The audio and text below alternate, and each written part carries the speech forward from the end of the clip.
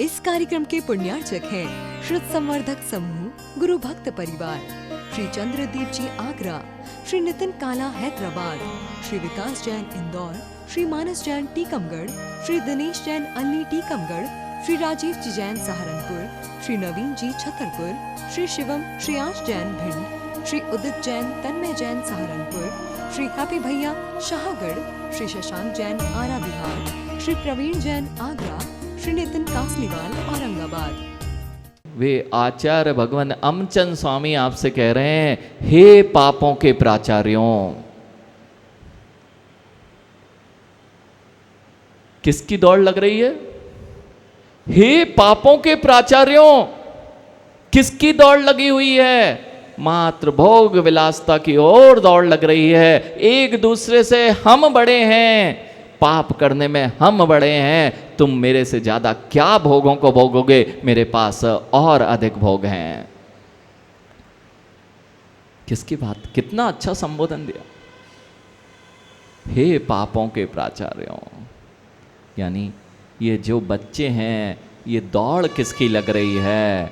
पाप की प्रवृत्ति की ही तो दौड़ लग रही है।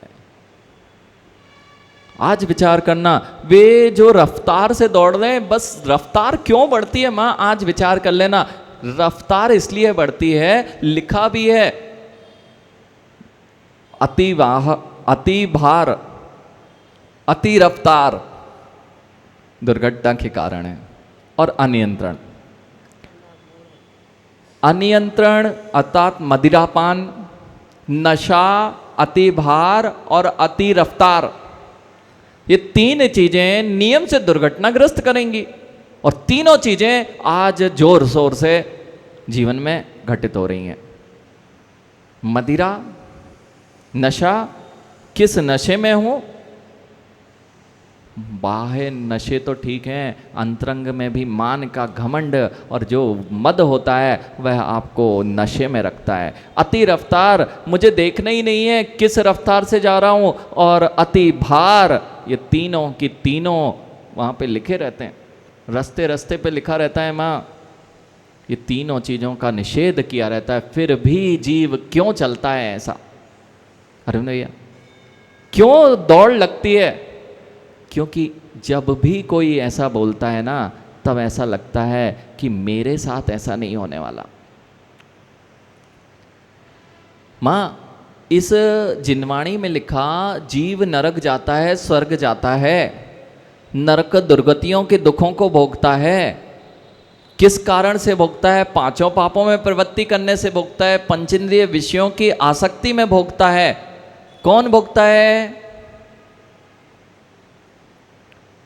जीव भोगता है ना। मां, यदि पत्र पेपर आता है आपके यहाँ, समाचार पत्र आता है, भैया जानजी जी, समाचार पत्र जब आप पढ़ते हैं तो कोई जीव दुर्घटनाग्रस्त हो गया तो दुख होता है क्या? कहाँ होता है? कितनी बार तो पढ़ते हो रोज, कहाँ दुखी होते हो? क्यों नहीं दुखी होते? अरे मेरा लेना ही देना नहीं है, कोई होगा, चला गया, आया था, चाहता रहता है। दुखी होता है क्या कोई? गांधी जी, कोई नहीं दुखी होता। इतनी बार समाचार पत्र पढ़ लिए और अब तो इतने कठोर हो गए। आप जैसा बलिष्ठ और जिसे कहते हैं वज्र हृदय तो कोई हो ही नहीं सकता। तो तुका जी वज्र हृदय है, वज्र हृदय। कितनों को जला के आ गए, कितनों की अंत्येष्टि में होके आ गए, लेकिन पिघलते ही नहीं हो कि अपनी भी जलने वाली है। देखना जीव के परिणाम, क्यों रफ्तार बढ़ती है? मेरा एक्सीडेंट नहीं होगा इसलिए तो रफ्तार बढ़ाता है। और जैसे ही रफ्तार बढ़ती है, अगले ही क्षण वहां पे पड़ा मिलता है, फिर कहता है, फिर क्या कहेगा, कहने लायक बचता नहीं है। क्या सत्य नहीं है? यही तो बोल रहे हैं, जब मां जीव नरक जाता है, जीव स्वर्ग जाता है, ये किसी और कोई नहीं ले जाता है। तुम ये सोचते ही नहीं हो कि रफ्तार बढ़ने से किसी की दुर्घटना होती है, मेरे साथ नहीं होगी। यह भाव ही तुम्हें उस दुर्घटना में का कारण बन जाता है। यही आचार्य भगवान आपसे एकत्व भावना में कह रहे हैं कि तुम जिस रफ्तार से दौड़ रहे हो तुम्हें पता ही नहीं है, तुम्हारे साथ दुर्घटना घट जाती है, फिर कहते हो मैंने क्या किया था। भैया मैंने क्या किया था, ये सबसे बड़ी, देवेंद्र भैया सबसे बड़ी आज समस्या ये है कि जितने युवा हैं ये मानना नहीं चाहते कि कर्म सिद्धांत होता है, पूर्व भाव का कोई आपको यहाँ वर्तमान में फल मिलता है। इन बच्चों से कहना जो ये नहीं मानते हैं कि किसी भी पूर्व भाव को नहीं मानते हैं, अथवा जो कार्य है वे बिना कारण के मानते हो। कोई भी कार्य, सब लोग व्यापार करते हैं ना, फैक्ट्री भी होंगी विशाल भैया, फैक्ट्री होगी, फैक्ट्री में बिना रॉ मटेरियल के प्रोडक्ट निकल आएगा ना। बिना, अगर कोई जो आप कपड़ा बन रहा है तो कपड़े में कपास और धागा मत देना, कपड़ा निकल आएगा ना। कपड़ा निकला है तो कपास और धागे की आवश्यकता थी। यह बात जिस दिन समझ में आ जाएगी तब यह समझ में आ जाएगा कि जो भी कार्य हुआ करता है उसके पीछे कारण निहित होता है। और कोई भी व्यापार, कोई भी उद्योग बिना सामग्री दिए उससे माँ शक्कर बनती ना, शक्कर तो फैक्ट्री लगाने से शक्कर बनती है ना पंडित जी, शक्कर की फैक्ट्री लगाने से शक्कर बनती है ना। तो किससे बनती है शक्कर? शक्कर की फैक्ट्री लगाने से मात्र शक्कर नहीं बनती, शक्कर के लिए पीछे गन्ना भी होता है। और गन्ना नहीं हो और शक्कर की फैक्ट्री लगी रहे तो शक्कर नहीं मिलने वाली है। ऐसे ही जो भी कुछ वर्तमान में हमारे साथ में फलित होता है उसके पीछे क्या दिया गया है, इस बात को ध्यान रखोगे तो शायद तुम्हारे में शक्कर की फैक्ट्री में से शक्कर ही निकलेगी, नहीं तो डंडे को पीसते रहना।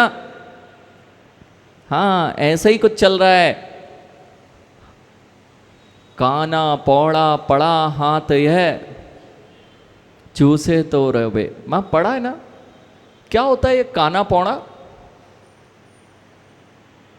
काना पौड़ा आपने इतनी बार पढ़ ली है 12 भावना, और इतनी बार पढ़ने के बाद भी गांधी जी काना पौड़ा पड़ा हाथ ये चूसे तो रोवे।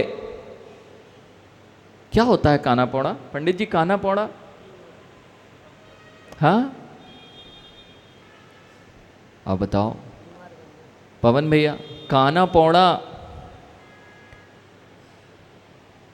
गन्ना देखा? गन्ना, गन्ना के बीच में पूरे में रस होता है ना, बीच में गठान होती है, वह काना पौड़ा, पौर जिसे आप कहते हो, उसको चूसो खूब रस आएगा ना। ऐसे ही तो जगत में हो रहा है। ये बच्चे जिस चीज की ओर भाग रहे हैं वहां तो रस होता ही नहीं है, धर्म को छोड़ के चले जाते हैं और काना पौड़ा हाथ में लिए बैठे हैं। चूसे तो रोवे, क्योंकि वह खाया जाएगा तो रक्त आएगा, और रक्त आएगा तो दुख तो होना ही है। सबसे बड़ी समस्या ज्ञानी, सबसे बड़ी समस्या जो होता है वर्तमान का ही होना चाहिए, पूर्व का नहीं मिलना चाहिए। बहुत अच्छी बात है। अगर ऐसा आपसे कोई कहे झांझरी जी, तो उन बच्चों से कहना बेटा जिस दिन तुम हमारे घर में जन्मे थे उस दिन तुमने कितनी कमाई की थी। अरे जब जो वर्तमान में दुख है वो तुम भोगना नहीं चाहते और वो कहते हो कि कोई ना कोई मुझे दुखी करने वाला है, मैंने कुछ नहीं किया है, तब उनसे पूछना बेटा तुमने ऐसा कौन सा काम किया था जो तुम करोड़पति घर में जन्मे। और तुम यदि ये कहते हो कि जो मैंने पूर्व में किया था उसका फल अभी नहीं मिलना चाहिए, तो बेटा मेरे घर में तुम्हें नहीं रहना चाहिए, तुम्हें तो 1 रुपए से कमाई प्रारंभ करना चाहिए। तब कहेगा नहीं नहीं मैंने कुछ किया होगा तब तो करोड़पति घर में जन्मा हूं। भैया दुख के समय यह ध्यान नहीं आ रहा था कि मैंने पूर्व में किया था, तब कह रहे थे भगवान ने मुझे गड़बड़ काम कर दिया है। भी भगवान कुछ नहीं करते।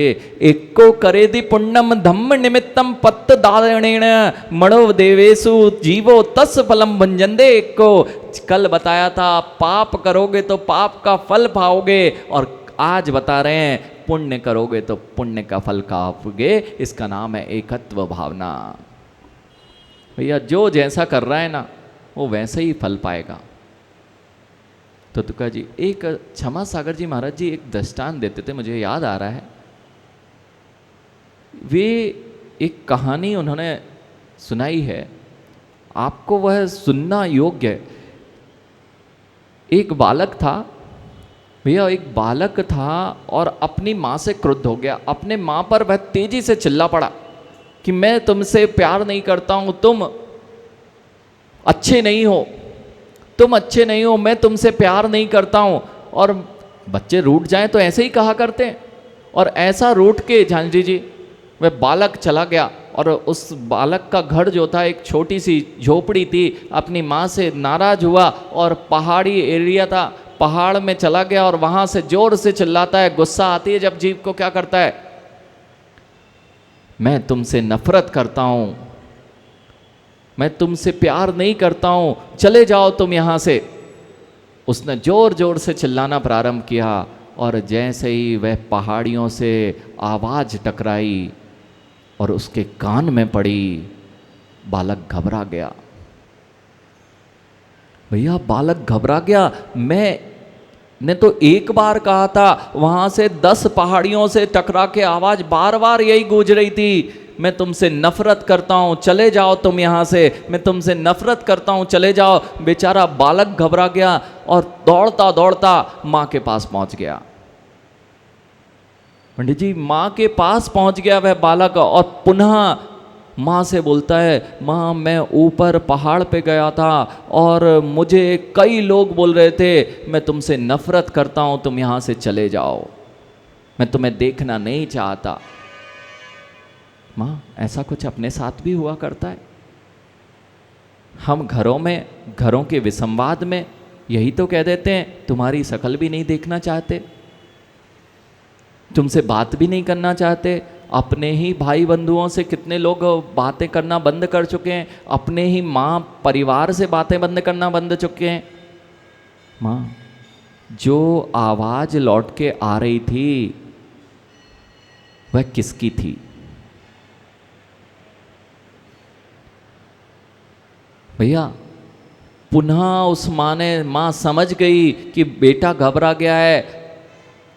उस बेटे से कहा, बेटा जाओ, पुनः उस पर्वत पे जाना और यह कहना, मैं तुमसे प्यार करता हूं, मैं तुमसे बहुत प्यार करता हूं, ऐसी आवाज लगाना। और उसने वैसा ही किया, जैसे ही जाके आवाज लगाई, मैं तुमसे प्यार करता हूं, तुमसे बहुत प्यार करता हूं। और आवाज क्या लौट के आई? यानी आवाज क्या लौट के आई? आवाज आई, मैं तुमसे प्यार करता हूं, तुम बहुत अच्छे हो, मैं तुमसे प्यार करता हूं, तुम बहुत अच्छे हो। और जैसे ही बच्चे ने वह आवाजें सुनी, वह प्रसन्न हो गया। मां ये पहाड़ की आवाजें किसकी थीं? पहाड़ की आवाज किसकी थी? बस ज्ञानी तुमने राग किया तो तुम्हें राग भरी आवाजें सुनाई दी, तुमने द्वेष किए तो तुम्हारे कानों में तुम्हारी ही गूंज सुनाई देती है। हम जो राग द्वेष परिणाम करते हैं उसकी गूंज ही तो हमारे जीवन में सुनाई दिया करती है। ये गूंज जो है ना, ये गूंज समझ में नहीं आ रही, इसलिए धर्म से दूर हो। जिस दिन ये समझ में आ जाएगा कि जो मैं करता हूं कारण बनता है कार्य के लिए, उस दिन धर्म करने की ओर दृष्टि हो जाएगी, उस दिन पुण्य करने की ओर दृष्टि हो जाएगी। नहीं तो पाप करते करते जीवन निकल गया, और उसकी जब गूंज सुनाई देगी तो रोने के अलावा उस बालक के अतिरिक्त तुम्हारे पास कुछ नहीं बचेगा। भैया धर्म क्यों करना? भगवान को खुश करने के लिए? जगदीश जी भगवान को खुश करने के लिए धर्म करना है? गुरु को खुश करने के लिए धर्म करना है? बिल्कुल नहीं। भगवान ना तो खुश होते ना नाराज होते, ना तो वे रुष्ट होते हैं, ना तुम पर क्रोधित होते हैं। तुमने पूजा नहीं की तो भी क्रोधित नहीं होंगे, आपने खूब भक्ति की तो भी वे आप पे, और जो हो रहे हैं, यानी पंडित जी जो नाराज हो रहे हैं, जो रुष्ट हो रहे हैं, जो अभिशाप दे रहे हैं, जो वरदान दे रहे हैं, वह प्रभु नहीं होते हैं। जो रुष्ट नहीं होते हैं, जो अभिशाप वरदान नहीं देते हैं, उन्हीं का नाम तो वीतराग अरहंत सर्वज्ञ प्रभु हुआ करता है। इसलिए माँ, आप तो यही करके पूजा कर रहे थे कि भगवान प्रसन्न हो जाए। अरे भगवान प्रसन्न होने के लिए दान आदि नहीं किया जाता है, पूजा आदि नहीं की जाती है। अपने कर्मों की जो गूंज है वह सुधर जाएगी यदि मैं अच्छी भाषा में देव शास्त्र गुरु की भक्ति करने में लग जाता हूं। जो जैसा करता है उसका फल, बस ये नहीं समझ में आ रहा है, इसलिए तो हमारी अंधी दौड़ चल रही है। मां, 5 पाप तो आप करते ही नहीं होंगे भैया, आप लोग तो 5 पाप नहीं करते ना, और 5 पाप करते हो उसकी गूंज पुण्य रूप में होगी ना, यही तो नहीं समझ में आ रहा है। इसलिए जोर से हम पाप की ओर जाते हैं, धर्म की ओर नहीं आते।